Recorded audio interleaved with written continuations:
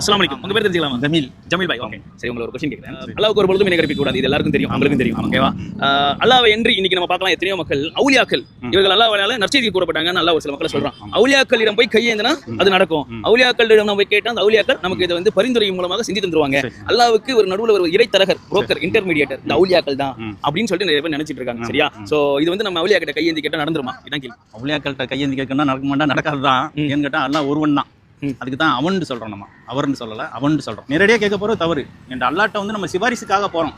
அது வந்து தவறு இல்லை அப்படின்னு நான் நினைக்கிறேன். சரி, ஓகே. உங்க பதில வந்து நான் வந்து நீங்க சொன்ன விஷயத்தை இன்னும் அதுல என்ன அல்லாஹ் தன் திருமறையில சொல்றான்ற விஷயத்தை வச்சு நான் முழுமைப்படுறேன். நீங்க முதலாவது சொன்னீங்க அல்லாஹ்வுக்கு ஒரு பொழுதும் இணை கற்பிக்க அவன் ஒருத்தவன் தான், அவனுக்கு இணை கற்பிக்க முஸ்லீம் இல்ல. சோ இது முதலாவது பாயிண்ட் நம்ம எடுத்துக்கலாம். ஓகேவா? ரெண்டாவது பாயிண்ட் நீங்க என்ன சொல்றீங்கன்னா, உங்களுக்கு துவா செய்யுங்க, ஹஜ் உம்ராக்கு போறவங்க கிட்ட துவா செய்யுங்கன்னு சொல்லி அனுப்புறதுல வந்து இணை கற்பிப்பு என்ன இருக்குங்க? எதுவுமே இல்ல. தாராளமா துவா செய்ய சொல்லி அனுப்பலாம். அவங்க நமக்காக துவா செய்யலாம். அதே மாதிரி ஒரு அஜ்ரத் இருக்காரு, அவர்கிட்ட போய் நீங்க ஓதி பாருங்க அப்படின்னு சொல்லி சொல்றீங்க.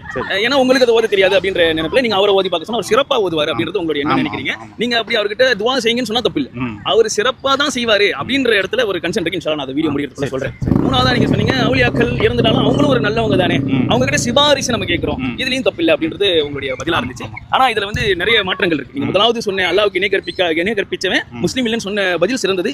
அது சூப்பரான பதில். அதை தவிர மிச்சம் இருக்கக்கூடிய விஷயங்களுக்கு நான் உங்களுக்கு பதில் தரேன். அல்லாஹ் தன் திருமறையில நபிகள் நாயகம் ஸல்லல்லாஹு அலைஹி வஸல்லம்க்கு மக்களை நோக்கி சொல்றோம். நபியே, நீங்கள் மக்களிடம் சொல்லுங்கள், நான் என் அடியானின் அருகாமையில் இருக்கிறேன். எப்படி இருக்கானா? உங்களின் அருகாமையில் இருக்கிறேன். என் அடியான் என்னிடம் எந்த ஒரு பிரார்த்தனை கேட்டாலும் அதை நான் செவியேற்கிறேன். அவன் பிரார்த்தனைக்கு நான் பதிலளிக்கிறேன்னு அல்லாஹ் சொல்றான். கிடையாது, அல்லாஹ் உங்கள் அருகாமையில் இருக்கிறான். உங்கள் மொழி அல்லாஹ்விற்கு புரியும். நீங்கள் கேட்பதை அல்லாஹ் விரும்புகிறான். நீங்கள் அல்லாஹ்விடம் எப்படி கேட்கறத விரும்புறான் தெரியுமா? மறைமுகமாகவும் ரகசியமாகவும் கேட்கறத விரும்புறான். நீங்க போயிட்டு அஜ்ரத் கிட்ட எல்லா விஷயத்தையும் சொல்லி கேட்க சொல்ல முடியாது.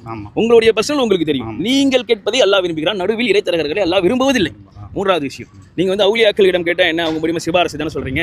அவுலியாக்கள் அவர்கள் நல்லவராக இருந்தாலும் சரி, முகமது நபி ஸல்லல்லாஹு அலைஹி வஸல்லமாக இருந்தாலும் சரி, அவங்க கிட்ட போயிட்டு நீங்க அல்லாஹ் கிட்ட சிபாரிசு செய்யுங்க நீங்க இன்னைக்கு போய் சொல்றீங்கன்னா அவர்கள் யாரும் சிபாரிசு செய்ய மாட்டார்கள், செய்ய முடியாது. இதுதான் நிதர்சனம். ஏனென்றால் அவர்கள் இறந்து விட்டார்கள். அல்லாஹ் தன் திருமறையில பேசுறான், நீங்கள் அல்லாஹ்வை என்று யாரெல்லாம் அழைக்கிறீர்களோ அவர்களால் உங்களுக்கு உதவி செய்ய முடியாது.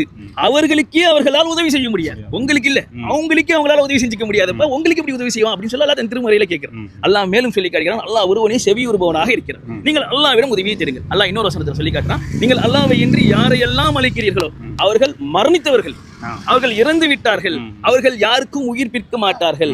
ஏனென்றால் அவர்களே என்று உயிர்ப்பிக்கப்படுவார்கள் என்பது அவர்களுக்கே தெரியாது. இது அனைத்தையும் அறிந்தவன் அல்லாஹ் ஒருவன் தான். நீங்க அல்லாஹ் கிட்ட தான் கேட்கணும், அவுலியா கிட்ட கேட்க கூடாது. அவுலியாக்கள் நல்லவர்களாக இருந்தால் அல்லாஹ் அவர்களுக்கு அதற்கான கூலியை தருவான். ஆனா அவங்க உங்களுக்கு சிபாரிசு செய்ய மாட்டாங்க, செய்ய முடியவே முடியாதுன்றது அல்லாஹ் தன் திருமறையில ஆணித்தரமா அடிச்சு சொல்றான். இன்ஷா அல்லாஹ் இது அறிந்த மக்களாக நீங்களும் நானும் பிற மக்கள் இருக்கணும் அப்படின்னு சொல்லி இந்த வீடியோ இன்ஷா அல்லாஹ். அஃபலா ததக்கருன், சிந்திக்க மாட்டீர்களா?